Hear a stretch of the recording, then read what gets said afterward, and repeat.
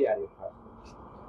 ગઈકાલે જે રજૂઆત હતી એ પીએચડી માની પરીક્ષા માટેની હતી. એમાં એક દીકરી થોડી ઉશ્કેરાઈને એને આ એક મુદ્દો રજૂ કર્યો હતો કે આવી રીતે પીએચડીની અંદર કોઈ પણ પ્રકારનું કોઈ હેરેસમેન્ટ અથવા તો એ પ્રકારની વાત આવી છે.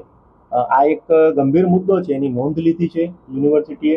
અને એની સાથે સાથે આ વિદ્યાર્થી અત્યારે યુનિવર્સિટીમાં અભ્યાસ કરતી નથી, પરંતુ યુનિવર્સિટીની સેટઅપની અંદર ઘણા વર્ષોથી બધી જ યુનિવર્સિટીની અંદર એક આપણે વિમેન ડેવલપમેન્ટ સેલ એ પણ અત્યારે કાર્યરત હોય છે. સામાન્ય રીતે આ પ્રકારના કોઈ પણ પ્રશ્નો જ્યારે ઉપસ્થિત થતા હોય છે ફિમેલના જે કોઈ હેરેસમેન્ટ કે એ પ્રકારના, તો એ વિમેન ડેવલપમેન્ટ સેલ થ્રુ એની રજૂઆત થતી હોય છે. અમારી પાસે જ્યારે આવી રીતે કોઈ વિમેન ડેવલપમેન્ટ સેલમાંથી ભૂતકાળમાં પણ થયેલું છે, જ્યારે રજૂઆત આવતી હોય છે ત્યારે નિયમ અનુસાર જે કઈ કાર્યવાહી કરવાની છે એ યુનિવર્સિટી કરે છે. સાહેબ, એનએસયુઆઈના જે કાર્યકર્તા આવ્યા ત્યારે ક્યાંક યુનિવર્સિટીની છબી પણ ખરાય છે. આ વિદ્યાર્થીને બોલાવીને તપાસ કરશો કે જે બોલ્યા છે સાચું છે કે ખોટું છે, ખરા અર્થમાં શું? અત્યારે આ વિદ્યાર્થીની આ યુનિવર્સિટીમાં અભ્યાસ કરતી નથી, એ પાસ આઉટ છે, એટલે આ ભૂતકાળનો વિષય છે.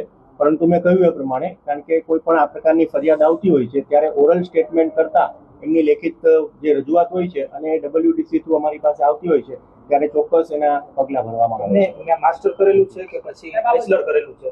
એ બેનના જે અભિપ્રાય હતો એ પ્રમાણે, કારણ કે પીએચડી માટે પ્રયત્ન કરે છે બેન, એટલે એમનું માસ્ટર થયેલું હશે. નહીં, અત્યારે આપણે વિદ્યાર્થીની એની ઓરલ રજૂઆત કરો. વિદ્યાર્થીની મેં જે કહ્યું પ્રમાણે આ સિસ્ટમથી એ અવગત હોય તો એ પોતાની રજૂઆત કરી શકે છે એ માધ્યમથી.